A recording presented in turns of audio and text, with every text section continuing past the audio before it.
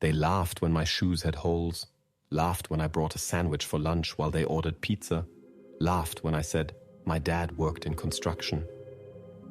It echoed in the sterile hallways of Northwood High, a constant, low hum of teenage cruelty that seemed to vibrate from the very lockers, bouncing off the polished floors, settling like dust on everything I touched. Even the teachers, with their tired eyes and world-weary sighs, seemed to participate in the silent judgment, their pitying glances more cutting than any direct insult. Home wasn't much better. Not that my parents weren't loving. They were fiercely, sacrificially so. But love didn't pay the bills, didn't silence the creditors who called incessantly, their voices sharp and impatient, didn't fill the gaping hole in our refrigerator that seemed to mock our meager existence. My dad, a man whose hands were calloused and scarred from years of backbreaking labor, would come home smelling of sweat and concrete, his face etched with a weariness that went beyond physical exhaustion. He'd force a smile for me and Mom, but I saw it, the constant strain, the quiet desperation in his eyes. Mom, bless her heart, worked double shifts at the local diner, her feet swollen, her smile strained thin. Yet she always managed to put a warm meal on the table, even if it was just beans and rice for the third night in a row. They shielded me. They tried to create a bubble of normalcy, but poverty is a persistent intruder, seeping through the cracks, staining everything it touches. It colored my clothes, the hand-me-downs that were always slightly too big or too small, the faded jeans and worn-out sneakers. It flavored my words, the hesitant stammer when I had to explain why I couldn't join the after-school activities, why I couldn't afford the latest gadgets, why my birthday parties were always small, quiet affairs with homemade cake and no presents. It was a constant suffocating weight, pressing down on my chest, stealing my breath, whispering insidious doubts into my ear. "You're not good enough," it hissed. "You'll never be like them. They're right to laugh." And they did laugh. Mark Thompson, with his perfectly styled hair and designer clothes, was the ringleader. His laughter the loudest, the most cutting. He was everything I wasn't. Wealthy, popular, effortlessly cool. His father owned Thompson Industries, a sprawling conglomerate that seemed to have its fingers in every pie, from real estate to tech startups. Mark drove a brand new sports car to school, a sleek, silver machine that gleamed under the morning sun, a stark contrast to our beat-up station wagon that coughed and sputtered its way through the school parking lot. His friends, a pack of equally privileged and callous individuals, echoed his laughter, their voices sharp and cruel, their eyes filled with a disdain that burned like acid. Sarah Jenkins, with her perfectly manicured nails and condescending smile, was particularly vicious. She'd make snide remarks about my clothes, my hair, my lunch, her words laced with a venom that seemed disproportionate to the offense.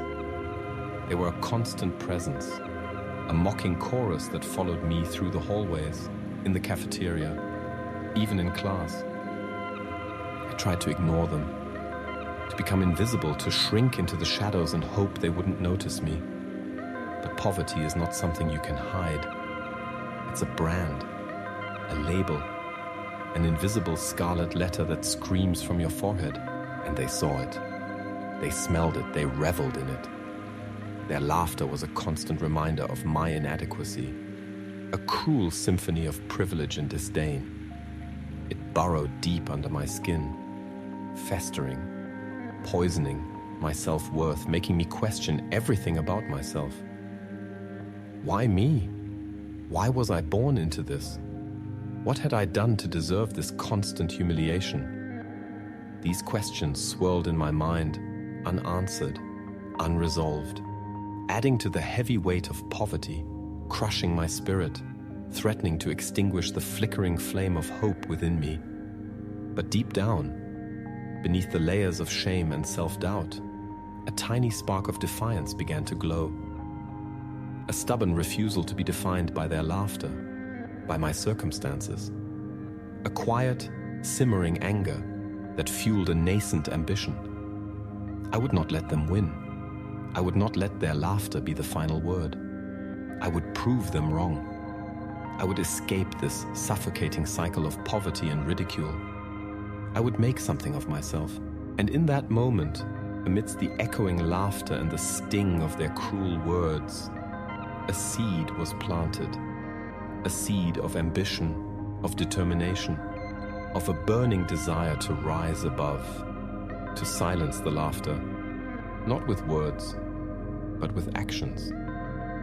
Actions that would speak louder than any insult. Actions that would rewrite my story. Actions that would one day, against all odds, lead me to own the very company they so casually dismissed, the very company that represented the world of wealth and privilege that seemed so impossibly far away. The laughter, the cruelty, the poverty, it would not break me. It would forge me. It would become the fuel that propelled me forward, the motivation that drove me to climb, to strive, to succeed. They laughed at me for being poor, but they didn't know what they were creating. They didn't know the fire they were igniting within me. They didn't know that their laughter, their disdain, would become the cornerstone of my future success, the very foundation upon which I would build my empire. And one day, they would understand. One day they would see. One day the laughter would stop. The unexpected turn came subtly, almost imperceptibly at first. It wasn't a grand dramatic event, no sudden lottery win or long-lost relative appearing with a fortune. It was something far more mundane, something that on the surface seemed utterly insignificant. Mr. Henderson, our history teacher, a man known for his dry wit and even drier lectures, announced a new project. It wasn't just any project. It was a business simulation. We were to form teams, create a fictional company, develop a product or service, and present a business plan to a panel of judges, local business owners Mr. Henderson had somehow roped into participating. Initially, I groaned inwardly, just like everyone else. Another group project, another opportunity for Mark and his cronies to coast on their privilege while the rest of us did the actual work. But then, something shifted within me. A flicker of interest, a spark of curiosity. Maybe, just maybe, this could be different. Maybe this could be my chance to prove something, not just to them, but to myself. I approached Mr. Henderson after class, hesitantly, my voice barely above a whisper. "Mr. Henderson," I began, clutching my worn-out textbook to my chest. Can we do this project individually?"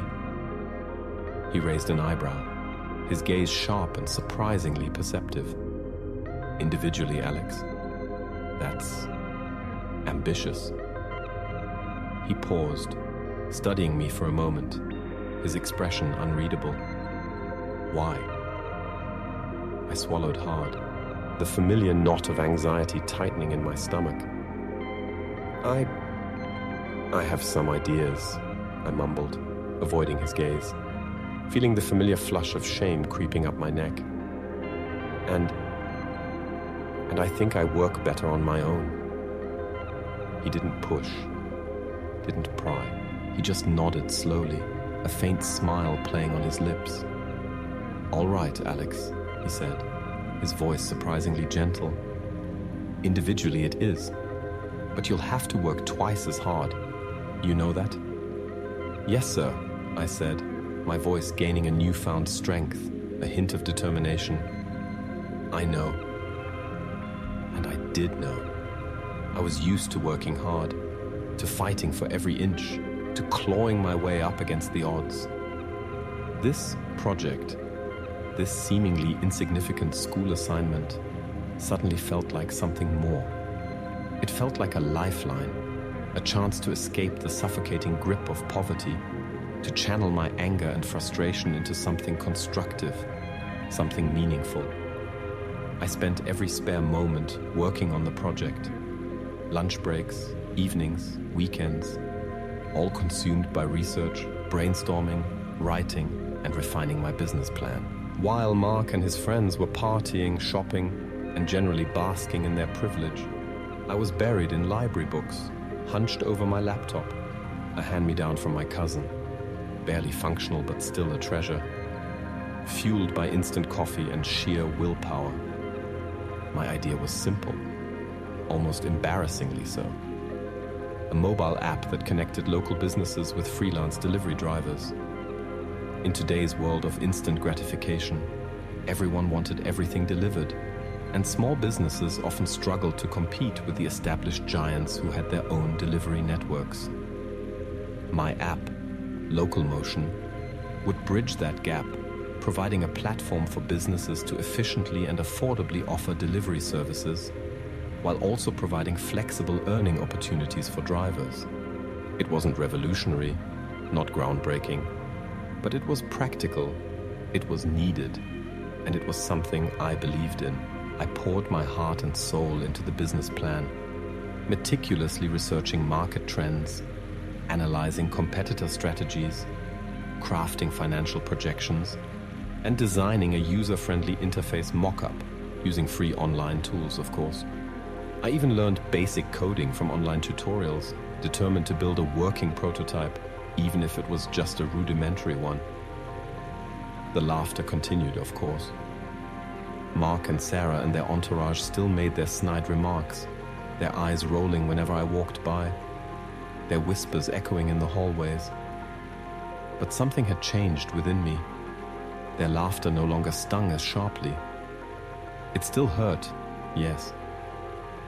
But it also fueled my determination, solidified my resolve.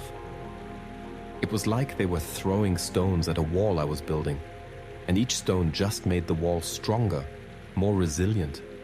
I was too focused, too driven, too consumed by my project to let their petty cruelty derail me. This was my escape, my chance, my way out, and I wasn't going to let anyone, not even them, take it away from me. The business simulation project, initially a source of dread, had become my secret weapon, my unexpected ally in the fight against poverty and ridicule. It was a small thing, a school project, but it held the potential for something much bigger, something transformative. And I was determined to make the most of it, to seize this opportunity with both hands, to prove them all wrong, and most importantly, to prove to myself that I was capable of more, so much more than they ever thought possible. The banal situation of a school project had indeed taken an unexpected turn, becoming the catalyst for a journey that would lead me far beyond the confines of Northwood High, far beyond the reach of their laughter, and ultimately to the very company they so readily dismissed as belonging to their world, not mine. The development phase was a whirlwind of late nights, frantic research, and moments of both exhilarating breakthroughs and crushing setbacks. I was operating on sheer adrenaline and a potent cocktail of desperation and determination. The library became my second home.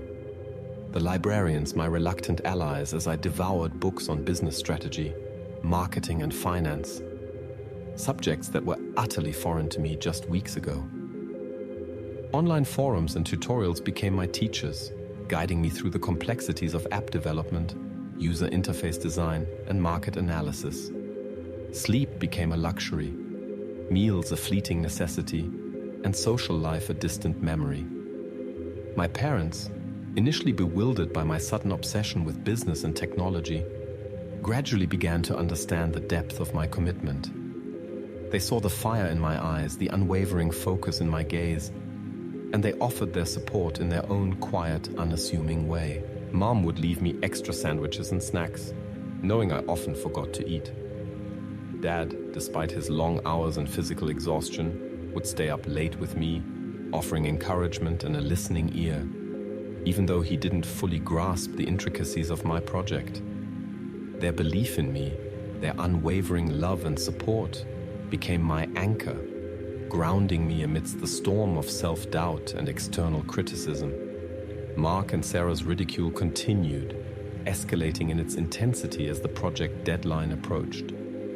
They seemed to sense that something was different, that I wasn't just another poor kid struggling to keep up. They saw my focus, my dedication, and it seemed to threaten them, to challenge their comfortable worldview where people like me were supposed to remain invisible, insignificant. Their taunts became more direct, more personal, targeting not just my poverty, but also my ambition, my audacity to even try to compete in their world. "Still playing business tycoon, Alex?" Mark would sneer, his voice dripping with condescension as he passed me in the hallway, surrounded by his entourage. "Don't you know your place?" Sarah would chime in, her voice laced with mock sympathy. "Maybe you should focus on getting a real job, Alex, something practical, like cleaning toilets. That's something you're probably good at." Their words were like darts, aimed at my insecurities, designed to wound and demoralize. And sometimes they did. There were moments when I felt like giving up, when the weight of their ridicule, combined with the sheer enormity of the task I had set for myself, felt overwhelming. Moments when I doubted my abilities, my intelligence, my right to even dream of a different future. But then I would remember their laughter, the sting of their disdain, the constant humiliation I had endured for so long, and the anger would resurface, stronger than ever, fueling my determination, pushing me forward. I wouldn't let them win. I wouldn't let their negativity define me. I would use their cruelty as motivation, their insults as fuel. I would turn their laughter into my success. As I delved deeper into the research, I stumbled upon something unexpected, something that added a layer of complexity to my project and to my understanding of the business world in general. Thomson Industries, Mark's father's company, was not just a sprawling conglomerate. It was also a major player in the logistics and delivery industry. They owned a vast network of warehouses, trucks, and delivery personnel, dominating the market in our region. And they had recently launched their own mobile delivery app, SwiftShip, a direct competitor to my fledgling Local Motion. The realization hit me like a cold shower. I was not just competing against established giants. I was competing directly against the company owned by the father of my tormentor, the company that represented everything I was fighting against. It felt like a David versus Goliath scenario. Except Goliath was not just bigger and stronger. He was also actively trying to crush David before he even had a chance to pick up his slingshot. The challenge was immense, daunting, almost insurmountable. But it also ignited a new level of fire within me. This was no longer just about proving them wrong. It was about David taking on Goliath, about the underdog challenging the established order, about the poor kid from the wrong side of the tracks daring to compete with the privileged elite. And I was not going to back down. I would refine my business plan, sharpen my strategy, and fight for every inch of ground, even if it meant going head-to-head with Thomson Industries. The stakes had just been raised, and the game had become much more personal. This was no longer just a school project. It was a battle for my future, a fight for my dignity, a war against the laughter that had haunted me for so long. And I was ready to fight. The tension ratcheted up as the day of the business plan presentations approached. The school auditorium was transformed into a makeshift conference hall with tables set up for the judging panel, consisting of local business owners, entrepreneurs, and even a representative from the city's Economic Development Council. The air crackled with nervous energy as students dressed in their most presentable outfits. For me, it was a slightly less worn-out pair of jeans and a clean button-down shirt. Milled around, rehearsing their pitches, adjusting their presentations, and trying to project an air of confidence they probably didn't feel. Mark and his team, of course, were oozing confidence. their presentation meticulously prepared, their visuals slick and professional, their demeanor radiating an effortless superiority that seemed to intimidate everyone else. Sarah, in particular, made a point of flaunting their advantages, casting condescending glances my way, whispering snide remarks about my homegrown presentation and my ambitious but ultimately delusional app idea. "Seriously, Alex," she said, her voice dripping with mock concern. "Do you really think you can compete with Swiftship? It's like comparing a tricycle to a Ferrari." Her laughter echoed through the hallway, joined by the snickers of her friends, their cruelty a constant, unwelcome soundtrack to my already frayed nerves. But I refused to let them break me. I focused on my presentation, rehearsing my pitch, fine-tuning my visuals, created using free online design tools, painstakingly crafted to look as professional as possible, and reminding myself of everything I had poured into this project. I had no fancy graphics, no expensive marketing materials, no team of consultants to polish my presentation. All I had was my idea, my hard work, my passion, and my unwavering belief in local motion.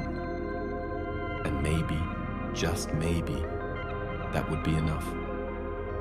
When my turn came, I walked onto the stage, my heart pounding in my chest, my palms sweating, my legs feeling slightly shaky.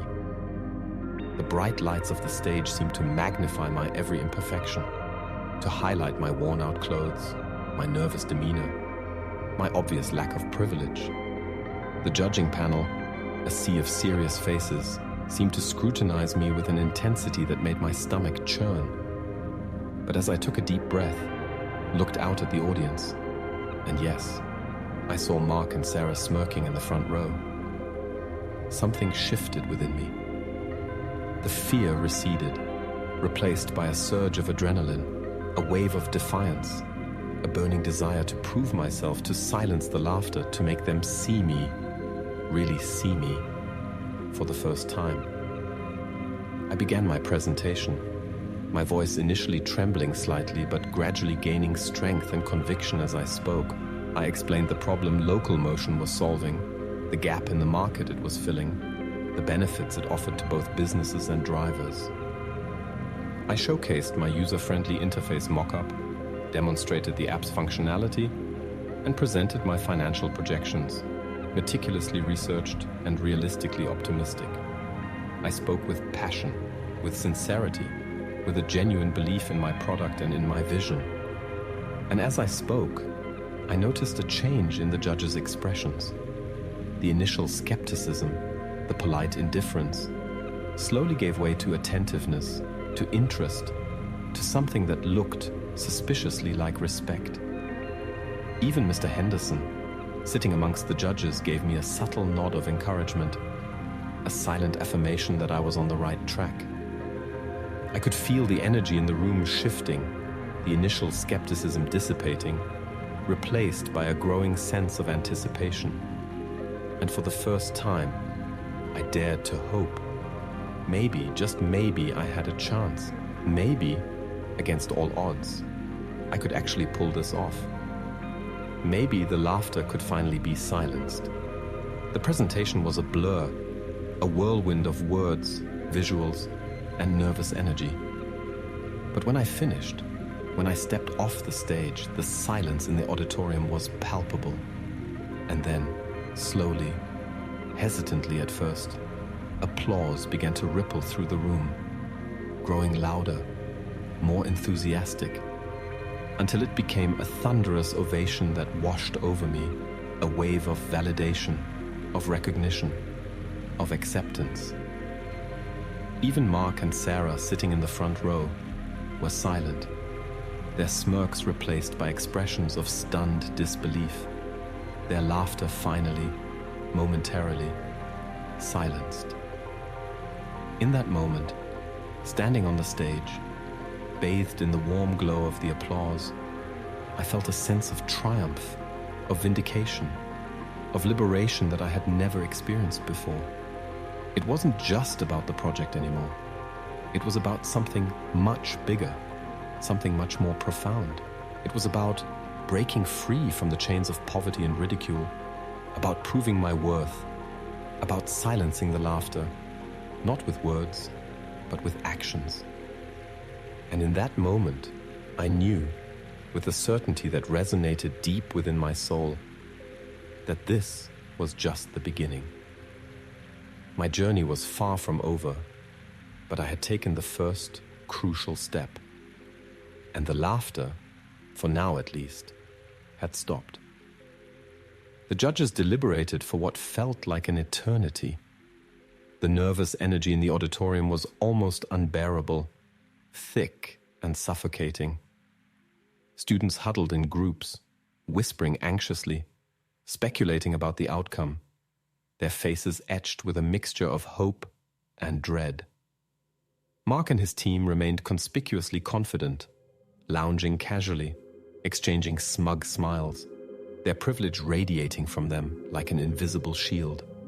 Sarah even had the audacity to approach me, her voice dripping with false sympathy. "Well, Alex," she said, her eyes glinting with malicious amusement. "It was brave of you to try. Really. But let's be realistic, shall we? Some people are just born to be leaders, and some people are born to follow." Her laughter, though softer now, still carried a sting, a reminder of the constant barrage of ridicule I had endured. I forced a smile, refusing to let her see my anxiety, refusing to give her the satisfaction of knowing she had gotten under my skin. "We'll see, Sarah," I said, my voice calm and steady, surprising even myself. "We'll see." Inside, however, my stomach was churning, my heart pounding against my ribs like a trapped bird. The weight of expectation, the fear of disappointment, the lingering shadow of their laughter, it all threatened to overwhelm me. But I held on, clinging to the memory of the applause, the flicker of respect in the judge's eyes, the quiet confidence that had blossomed within me on stage. Finally, Mr. Henderson stepped back onto the stage, a manila envelope in his hand, his expression deliberately neutral, adding to the suspense. The auditorium fell silent, every breath held, every eye fixed on him.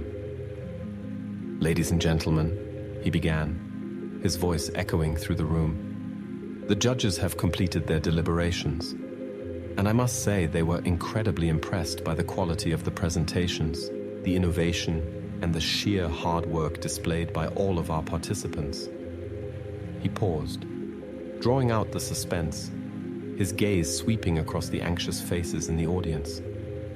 "However," he continued, a hint of a smile playing on his lips, "there can only be one winner, and after much deliberation, the judges have reached a unanimous decision." Another pause, longer this time, stretching the tension to its breaking point. Then he opened the envelope, his eyes scanning the paper inside. And the winner of the Northwood High Business Simulation Competition with the most innovative and promising business plan is Local Motion, presented by Alex Chen. A stunned silence hung in the air for a split second, followed by an eruption of applause, louder, more enthusiastic than before. Cheers and whistles filled the auditorium, drowning out the stunned gasps and muttered curses emanating from Mark and his team. I stood frozen, momentarily paralyzed by disbelief, by the sheer magnitude of what had just happened. I had won. Against all odds, against all expectations, against the constant barrage of ridicule and negativity, I had actually won. Mr. Henderson beckoned me to the stage, a wide smile on his face. As I walked towards him, the applause intensified, a wave of genuine appreciation and admiration washing over me. He shook my hand, his grip firm and congratulatory. "Congratulations, Alex," he said, his voice filled with pride. "You did it. You really did it." He handed me a certificate, a small trophy, and a check, a surprisingly substantial check, for seed funding to help launch my business. The judges, beaming with approval, surrounded me, offering congratulations, asking questions about local motion, expressing their belief in its potential. It was surreal, overwhelming, almost dreamlike. Just moments ago, I was the poor kid from the wrong side of the tracks, the target of laughter and ridicule. Now I was the winner, the celebrated entrepreneur, the recipient of praise and admiration. I glanced over at Mark and Sarah, their faces pale, their expressions a mixture of shock, anger, and disbelief. Their laughter was gone, replaced by a stunned silence that was more satisfying than any victory speech. Sarah's earlier taunt echoed in my mind. Some people are just born to be leaders, and some people are born to follow. She was right, in a way. Some people are born into privilege, born with a silver spoon in their mouth, born with every advantage imaginable. And some people are born into poverty, born with nothing but their own grit and determination. But birthright doesn't determine destiny. Circumstances don't define potential. And laughter, in the end, is just noise. It can sting. It can hurt. It can even momentarily silence you. But it can never extinguish the fire within, the spark of ambition, the unwavering belief in yourself. And sometimes, just sometimes, the laughter can become the very fuel that propels you forward, the motivation that drives you to succeed, the catalyst that transforms you from the ridiculed underdog into the triumphant victor. They laughed at me for being poor, but they were laughing too soon. The game was far from over, and I was just getting started. The aftermath of the competition was a whirlwind of attention and opportunity. Local newspapers and local news channels picked up the story of the underdog student who beat the odds with his innovative app idea. Local businesses, intrigued by Local Motion's potential, reached out, expressing interest in partnering. Investors, sensing a promising venture, started making inquiries. Suddenly, I was no longer just Alex Chen, the poor kid from Northwood High. I was Alex Chen, the young entrepreneur, the founder of Local Motion, the winner of the business simulation competition. The laughter had stopped, replaced by a buzz of excitement and anticipation. Even Mark and Sarah, though still radiating resentment, were forced to acknowledge my success. Their condescending remarks replaced by grudging acknowledgements. Their open ridicule replaced by veiled hostility. Mark's father, Mr. Thompson, CEO of Thompson Industries, even reached out requesting a meeting. Initially, I was hesitant, suspicious of his motives. Was this a genuine offer of mentorship, or a calculated attempt to neutralize a potential competitor? But curiosity and a strategic pragmatism prevailed. I agreed to meet him at Thompson Industries headquarters, a towering skyscraper in downtown, a stark contrast to the modest storefronts and worn-down buildings I was used to. The meeting was held in Mr. Thompson's opulent corner office, overlooking the city, a panoramic view of wealth and power that both intimidated and intrigued me. He was a tall, imposing man, with sharp eyes and a commanding presence, radiating an aura of authority and success. He started with polite pleasantries, congratulating me on my win, praising my Local Motion concept, and feigning interest in my entrepreneurial journey. But beneath the veneer of cordiality, I sensed a cold calculation, a strategic maneuvering, a hidden agenda. "Alex," he said, leaning forward, his voice dropping to a more confidential tone. "I'm impressed by your initiative, your drive, but let's be frank. The delivery app market is a competitive landscape, and Thompson Industries, with SwiftShip, already has a significant market share." He paused, letting his words sink in, his gaze unwavering, assessing my reaction. "Building a successful business takes resources, Alex. Capital, infrastructure, marketing expertise.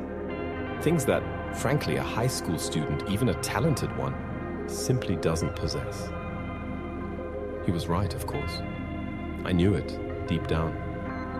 Launching Local Motion on my own, competing against giants like Thompson Industries, was a daunting, almost impossible task. And he was offering me a way out, a shortcut to success. Or at least, that's how he framed it. "I have an offer for you, Alex," he continued, his voice smooth and persuasive. "Thompson Industries is interested in acquiring Local Motion. We see its potential, its innovative approach, and we believe that integrated into our existing infrastructure, it could be a valuable asset." He named a price, a substantial sum, far more money than I had ever dreamed of possessing. It was tempting, incredibly tempting. Money to pay off my family's debts, money to secure my future, money to silence the creditors, to ease my parents' burden, to escape the suffocating grip of poverty once and for all. But something held me back. A nagging feeling of unease, a sense of being manipulated, a whisper of defiance within me that refused to be silenced. "Thank you for the offer, Mr. Thompson," I said, my voice surprisingly steady, despite the turmoil churning within me. "I appreciate your interest in Local Motion, but I'm not ready to sell." His eyebrows furrowed, his expression shifting from cordiality to something colder, more calculating. "Not ready to sell?" he repeated, his voice hardening slightly. "Alex, be realistic. This is a generous offer. You're a smart kid, but you're out of your depth here. Competing with Thompson Industries is a losing battle. Take the money, walk away, and start something else. Something more manageable." His words were laced with a subtle threat, a veiled warning. He was used to getting his way, to crushing competition, to buying out anyone who dared to challenge his dominance. And he clearly didn't expect a poor high school student to refuse his offer. But I stood my ground, my resolve hardening, fueled by a stubborn defiance, a refusal to be intimidated, a burning desire to prove him wrong, just like I had proven his son and his cronies wrong. "I appreciate the advice, Mr. Thompson," I said, my voice firm and unwavering. "But I believe in Local Motion.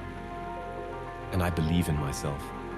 I'm not afraid of competition, and I'm not going to back down." His eyes narrowed, his gaze hardening into a steely glare. "You're making a mistake, Alex," he said, his voice cold and dismissive. "A big mistake. You'll regret this." He stood up, signaling the end of the meeting. "Good luck, Alex," he said, his voice dripping with sarcasm. "You'll need it." As I walked out of his opulent office, out of the towering skyscraper, back into the real world, I felt a strange mix of fear and exhilaration.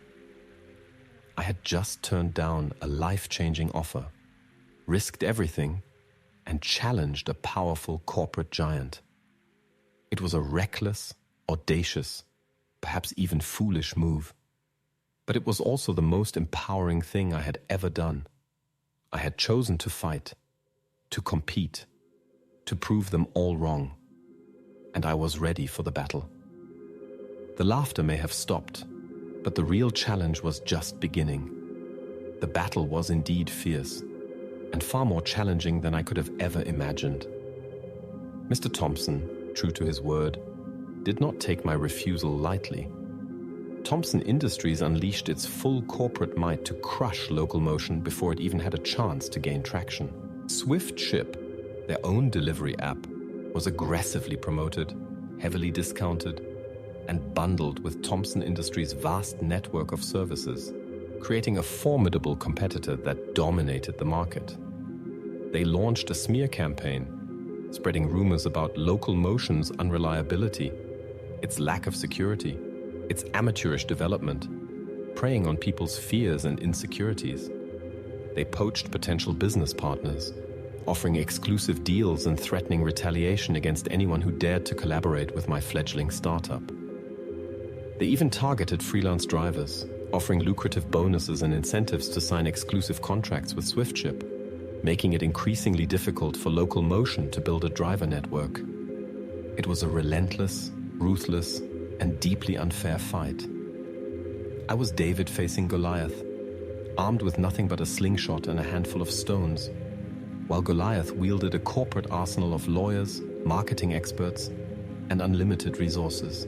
The seed funding from the competition, which initially seemed like a fortune, quickly dwindled, swallowed up by legal fees to fight off frivolous lawsuits, marketing expenses to counter the smear campaign, and development costs to constantly improve Local Motion and stay ahead of SwiftShip's aggressive feature updates. Sleep became even more scarce.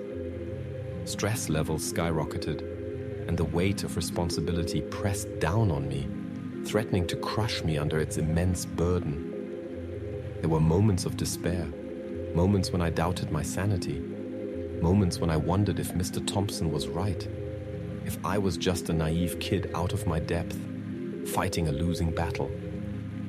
But then I would remember the laughter, the constant ridicule, the years of humiliation and poverty, and the anger would resurface, fueling my determination, strengthening my resolve, reminding me of why I started this fight in the first place.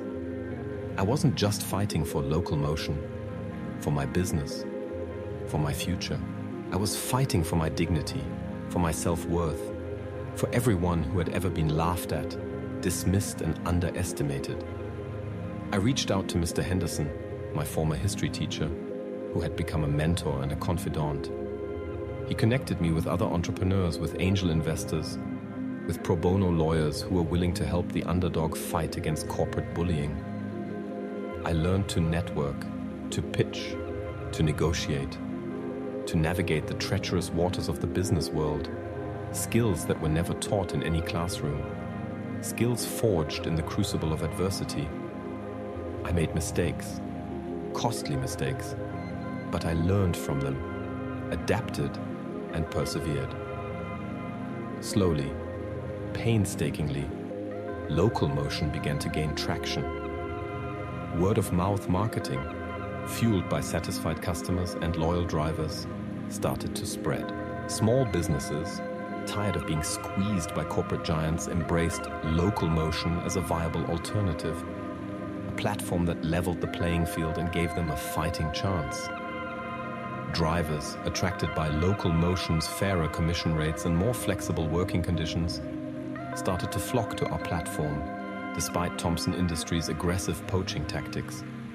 We focused on quality, on customer service, on building a community, on creating a platform that was not just efficient and affordable, but also ethical and sustainable. We were the underdog, the rebel, the alternative to the corporate behemoth. And people, especially the underdogs, the rebels, the alternatives, started to root for us. The battle was far from over. The odds were still stacked against us, but we were fighting back, inch by inch, customer by customer, driver by driver. And the laughter, though still a distant echo in my memory, was no longer a source of pain and humiliation. It was a reminder of how far I had come, how much I had overcome, and how much further I was willing to go.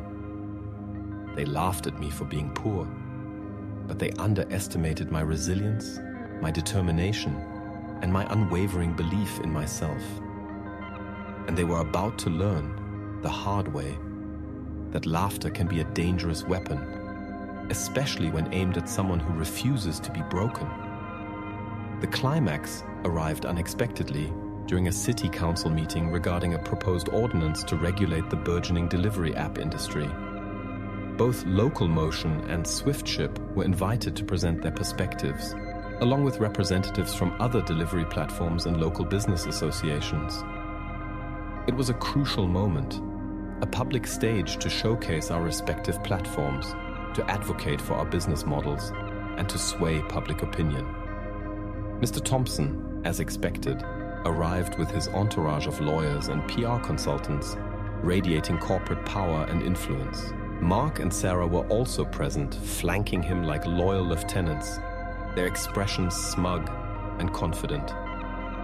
I arrived alone, armed with my presentation, my data, and my unwavering conviction. The meeting began with presentations from various stakeholders, each vying for their voice to be heard, their interests to be protected. When it was Mr. Thompson's turn, he delivered a polished, persuasive presentation, emphasizing SwiftShip's market dominance, its technological superiority, and its contribution to the local economy. He painted a picture of SwiftShip as a responsible corporate citizen, a pillar of the community, a force for progress and innovation. He subtly dismissed local motion as a small, insignificant player, a fleeting trend, a well-intentioned but ultimately unsustainable venture. Sarah even took the microphone, her voice dripping with feigned concern, questioning local motion's safety standards, its driver compensation policies, and its overall viability, subtly echoing the smear campaign Thompson Industries had waged against us. Their presentation was slick, professional, and undeniably effective, designed to impress the city council members and sway public opinion in their favor. When it was my turn, I walked to the podium, feeling the weight of their corporate power, the pressure of their orchestrated campaign, the lingering sting of their laughter. But I also felt a surge of determination, a burning desire to expose their hypocrisy, to reveal the truth behind their polished facade, to fight for the underdog, for the small businesses, for the drivers who were being exploited by corporate greed. I started my presentation, not with slick visuals or corporate jargon, but with a personal story, the story of my struggles with poverty, the story of the laughter and ridicule I had endured, the story of my vision for local motion as a platform that empowered small businesses and provided fair earning opportunities for drivers. I presented data not just about local motion's growth and success, but also about SwiftShip's predatory pricing practices, its anti-competitive tactics, its exploitation of drivers, and its negative impact on local businesses. I showed evidence of their smear campaign, their poaching attempts, their frivolous lawsuits, exposing their ruthless corporate tactics and their blatant disregard for ethical business practices. And then, I revealed the unexpected truth, the hidden secret that had been simmering beneath the surface, the revelation that would turn the tide of the battle. "Council members," I said, my voice ringing with conviction. Thompson Industries, under the guise of corporate responsibility and community engagement, is not just dominating the delivery app market. They are actively engaging in practices that are harmful to local businesses, exploitative to drivers, and ultimately detrimental to our city's economic health. I paused, letting my words sink in, the silence in the room palpable. And furthermore, I continued, my voice rising in intensity, I have evidence to suggest that Thompson Industries' very success, their very foundation, is built upon unethical practices, practices that date back decades, practices that involve exploiting vulnerable communities, manipulating market regulations, and silencing dissent through intimidation and, even worse. I revealed documents, emails, and testimonies I had painstakingly gathered, evidence that exposed a dark secret in Thompson Industries' past, a scandal that had been carefully buried, a truth that had been deliberately concealed. The evidence pointed to Thompson Industries' early years, their ruthless acquisition of smaller businesses, their manipulation of zoning laws, their exploitation of immigrant labor, and even allegations of environmental negligence and corporate espionage. The room erupted in murmurs, gasps, and shocked whispers. "Mr. Thompson, his face pale, his composure crumbling, tried to interrupt, to deny, to dismiss my accusations as baseless and fabricated. But the evidence was irrefutable, the truth undeniable.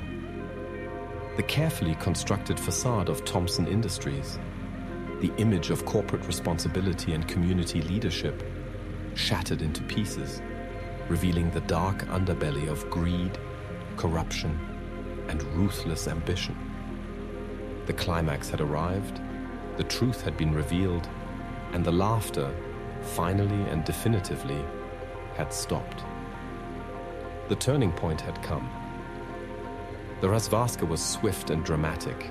The city council meeting descended into chaos as news of the revelations spread like wildfire.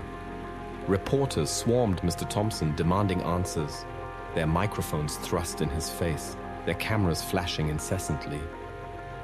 The council members, visibly shaken and outraged, launched an immediate investigation into Thompson Industries' alleged unethical practices. The public outcry was immediate and overwhelming. Social media erupted with accusations, condemnations, and calls for boycotts of Thompson Industries and Swiftship. Local businesses, emboldened by the revelations, began to sever ties with Thompson Industries, seeking out Local Motion as a more ethical and reliable partner.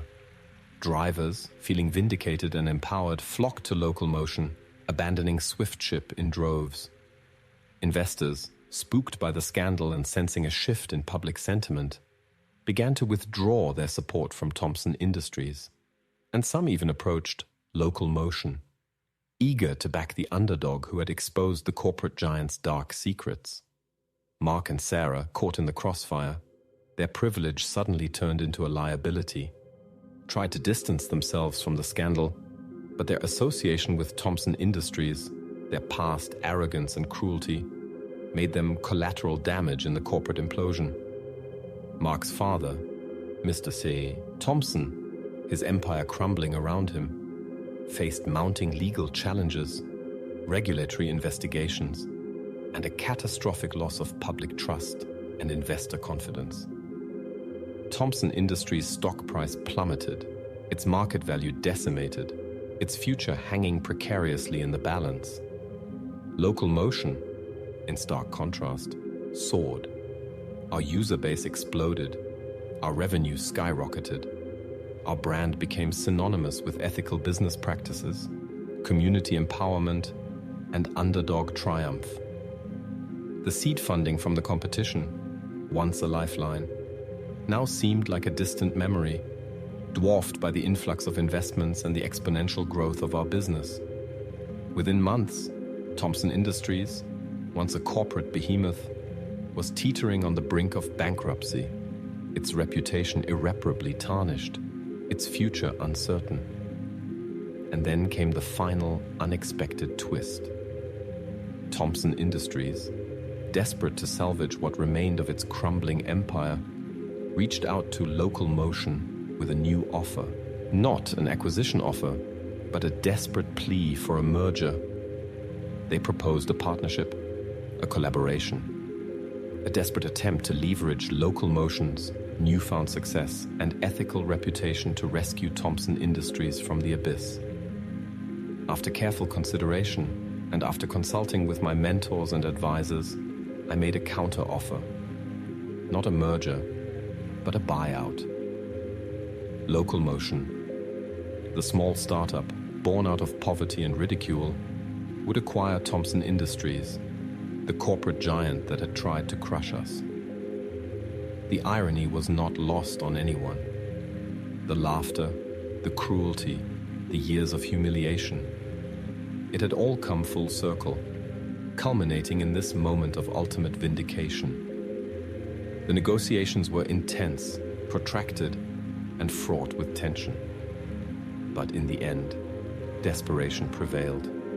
Thompson Industries, with no other viable options, reluctantly agreed to the buyout. And so, against all odds, against all expectations, against the constant barrage of laughter and negativity, it happened. Alex Chen, the poor kid from Northwood High, the target of ridicule, the underdog entrepreneur, became the owner of Thompson Industries, the very company that represented the world of wealth and privilege that had seemed so impossibly far away. The company they laughed at me for being too poor to ever touch was now mine. The razvyaska was complete. The story had come to its emotional and dramatic conclusion. Standing in the newly renovated Thompson Industries headquarters, now rebranded as Local Motion Global, overlooking the city, the same panoramic view that had once intimidated me, I felt a wave of emotions wash over me. Triumph, vindication, relief, and yes, even a touch of sadness. I had silenced the laughter. I had proven them wrong. I had achieved the impossible. But the journey had been long, arduous, and deeply personal. It had changed me, shaped me, forged me in the crucible of adversity. And as I looked out at the city, at the sprawling empire I now controlled, I realized that it wasn't just about owning the company. It was about something much bigger, something much more profound. It was about transforming the laughter into fuel, the ridicule into motivation, the poverty into power. It was about proving that birthright doesn't determine destiny, that circumstances don't define potential, and that even the most deafening laughter can be silenced by the unwavering power of grit, determination, and the audacity to dream.